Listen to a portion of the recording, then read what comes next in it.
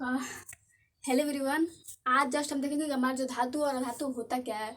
वैसे हमने बहुत सारे चैप्टर्स को कंप्लीट कर लिया है, तो आज हम जस्ट देखेंगे कि हमारा धातु और अधातु होता क्या है। हमें पढ़ना वैसे आवर्त सारणी है। मतलब आवर्त सारणी को ही पढ़ना है, और जब तक हम धातु और धातु के बारे में नहीं जान जाते तब तक आवर्त सारणी को पढ़ने कोई मतलब होगा नहीं।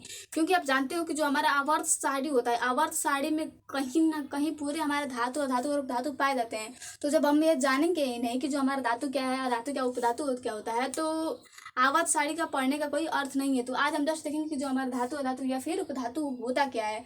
वैसे अभी पढ़ा रही थी तो मार्कर लग गया, परमानेंट मार्कर तो छूट उठेगा नहीं, उसे बाद में मिटा देंगे। ठीक, तो हम देखते हैं कि देखिए, आप जानते हो कि जो हमारा धातु है, हमारा धातु है, और जो हमारा उपधातु है या फिर कह लीजिए अक्रिय गैस है, ये जो सभी पार्ट है ये हमारे तत्व के हैं। क्योंकि जो तत्व है, तत्वों का ही वर्गीकरण किया गया है धातु और धातु और उपधातु में। हाँ, यहाँ पे बात आता है कि आखिर तत्व होता क्या है। पॉइंट तो बनता है ना कि बताइए कि जो हमारा तत्व होता है, तत्व आखिर होता क्या है। आप जानते हो कि जब हम सोडियम प्लस क्लोराइड मतलब क्लोरीन मिलाते हैं, तो यहाँ से हमें सोडियम क्लोराइड का प्राप्ति होती है, NaCl की का होती है प्राप्ति होती है। तो आप देख रहे हो कि यहाँ पर एक हमारे Na है, जो हमारा सोडियम है, सोडियम एक अलग तत्व है, और जो हमारा क्लोरीन है, क्लोरीन भी का एक अलग तत्व है। जब ये दोनों परस्पर मिले हैं तब जाकर हमारा सोडियम क्लोराइड का निर्माण हुआ है। तो वहाँ पर तो यौगिक बना है, लेकिन आप देख रहे हो कि यहाँ पर जो यौगिक, ये मान लीजिए कि यौगिक नहीं है बल्कि एक पदार्थ है। क्योंकि जब हमारा नमक बना है, जब हमारा सोडियम क्लोराइड बन रहा है, तो नॉर्मल भाषा में कहते हैं कि हमारा एक पदार्थ है। तो जो हमारा सोडियम क्लोराइड होता है, क्लोराइड एक पदार्थ होता है, लेकिन जो हमारा सोडियम क्लोराइड होता है ये वास्तव में दो तत्वों से मिलकर बना होता है। इसमें जो हमारा पहला तत्व होता है ये होता है हमारा सोडियम, और जो हमारा सेकंड होता है ये क्या होता है, क्लोरीन होता है। तो जो हमारा सोडियम होता है, सोडियम एक तत्व होता है, और जो क्लोरीन होता है, क्लोरीन भी हमारा एक तत्व होता है। तो हम कह सकते हैं कि तत्व भी सूक्ष्मतम कण होते हैं। क्या है, जो हमारे तत्व होते हैं तत्व भी सूक्ष्मतम कण होते हैं। तत्व भी सूक्ष्मतम कण होते हैं। तत्व भी सूक्ष्मतम कण होते हैं, जिनसे मिलकर हमारे पदार्थों का क्या होता है, निर्माण होता है।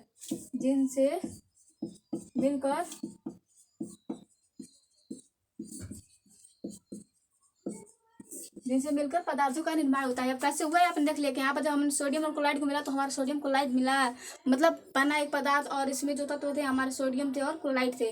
तो देखिए, ये जो हमारे तत्व होते हैं ना, वैसे अभी मीठे उठेगा नहीं, नींबू छुड़ा पड़ा, बहुत मेहनत लगता है। यहाँ पे लगा है, वह सिस्टर करती थी, तो अब इसको छुड़ा ही नहीं हुआ, अब छुड़ाना पड़ेगा रगड़ रगड़ के। ठीक, देखिए बात करते हैं कि जो हमारा तत्व है, तत्व का वर्गीकरण कितने भागों में किया गया। तो याद रखिएगा कि जो हमारा तत्व होता है, तत्व का वर्गीकरण 3 भागों में किया गया है। ये जो हमारा तत्व होता है, तत्व का वर्गीकरण 3 भागों में किया जाता है। इसमें जो हमारा पहला तत्व होता है, पहले तत्व को हम कहते हैं धातु। जो हमारा सेकेंड पार्ट होता है, सेकेंड पार्ट को हम कहते हैं अधातु, और थर्ड पार्ट को हम कहते हैं उपधातु।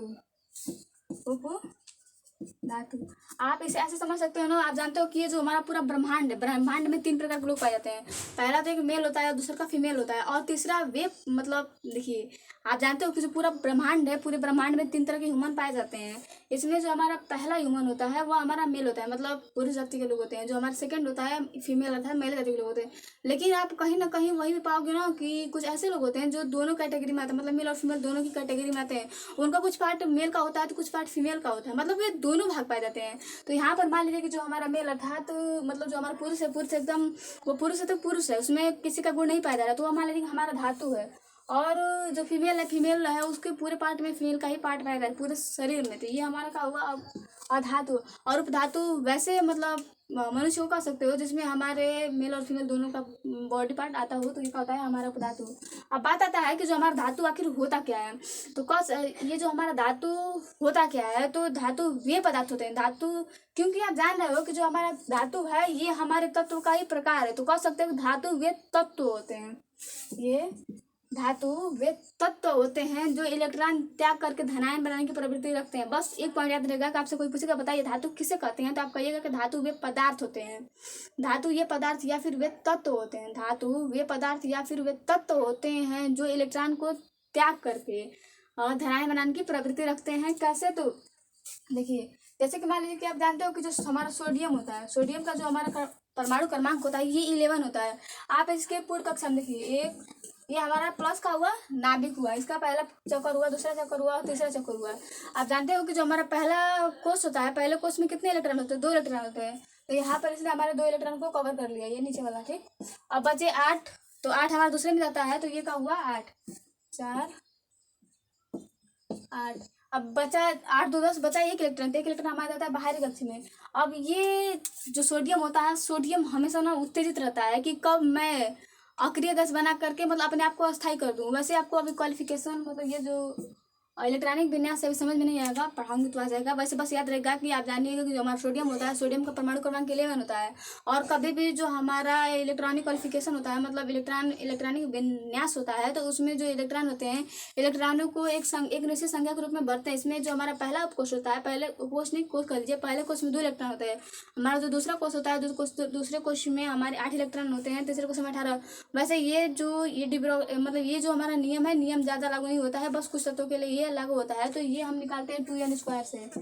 ये जो हमारा मतलब जो हमारा इलेक्ट्रॉनिक क्वालिफिकेशन होता है, इलेक्ट्रॉन को भरने की जो प्रक्रिया होती है, इलेक्ट्रॉनिक विन्यास होता है, ये हमारे 2n² पर मतलब स्थित होता है। ये देखिए, आप जानते हो कि जो हमारा सोडियम होता है, मतलब सोडियम मानने कर लीजिए, जो आप जानते हो कि जो हमारा हाइड्रोजन होता है, हाइड्रोजन का परमाणु क्रमांक 1 होता है। ये जो हमारा हाइड्रोजन होता है, हाइड्रोजन का परमाणु क्रमांक 1 होता है। आप देखिए 2 गुणे 1 का स्क्वायर, तो ये कहाँ जाएगा दूसरे के, मतलब जो हमारा पहला कक्ष होता है, पहला कक्ष में ये जाता है। इसके बाद हमारा ये सेकेंड देखिए, हीलियम का होता है, हीलियम। तो ये पहले कोष में मतलब ऐसे निकालते हैं।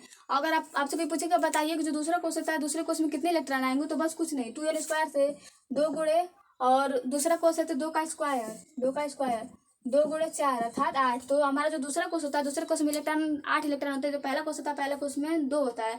ऐसे ही आपसे कोई पूछेगा आप बताइए जो हमारा तीसरा कोष होता है, तीसरे कोष में कुल कितने इलेक्ट्रॉन होते हैं, तो बस 2 गुणे 3 का स्क्वायर, तो 2 गुणे 9 इक्वल 18, मतलब 18। तो जो हमारा इलेक्ट्रॉन बनने की जो प्रक्रिया होती है, इसी नियम के तहत होती है।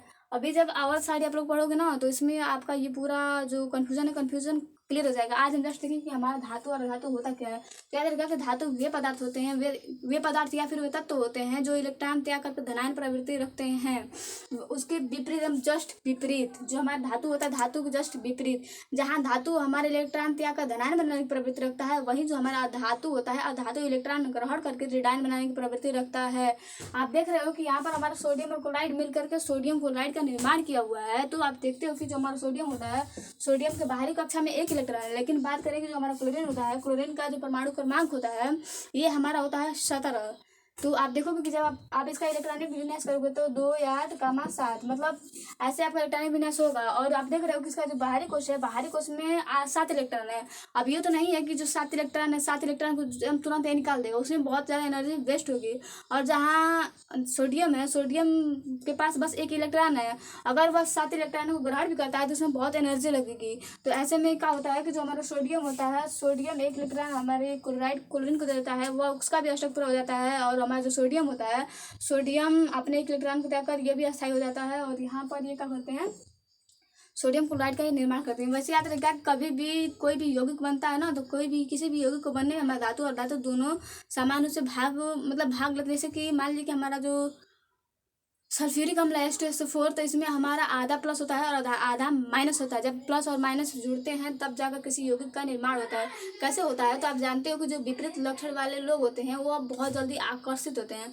मतलब आप ऐसे छोड़ दीजिए, ऐसा जानिएगा कि जो विपरीत आवेश होता है ना, विपरीत आवेश के प्रति आकर्षक होता है। और जो हमारे समान आवेश होते हैं, समान आवेश के प्रति क्या होता है, प्रतिकर्षित होता है। तो जो हमारा धातु होता है, धातु इलेक्ट्रॉन त्यागने की प्रवृत्ति रखता है। और जो हमारा अधातु होता है, अधातु इलेक्ट्रॉन ग्रहण करने की प्रवृत्ति रखता है। और बात करें वही जो हमारा उपधातु होता है, तो उपधातु ऐसा पदार्थ होता है जो समय के अनुसार इलेक्ट्रॉन ग्रहण भी करता है और त्यागता भी है, मतलब दोनों प्रक्रिया करता है।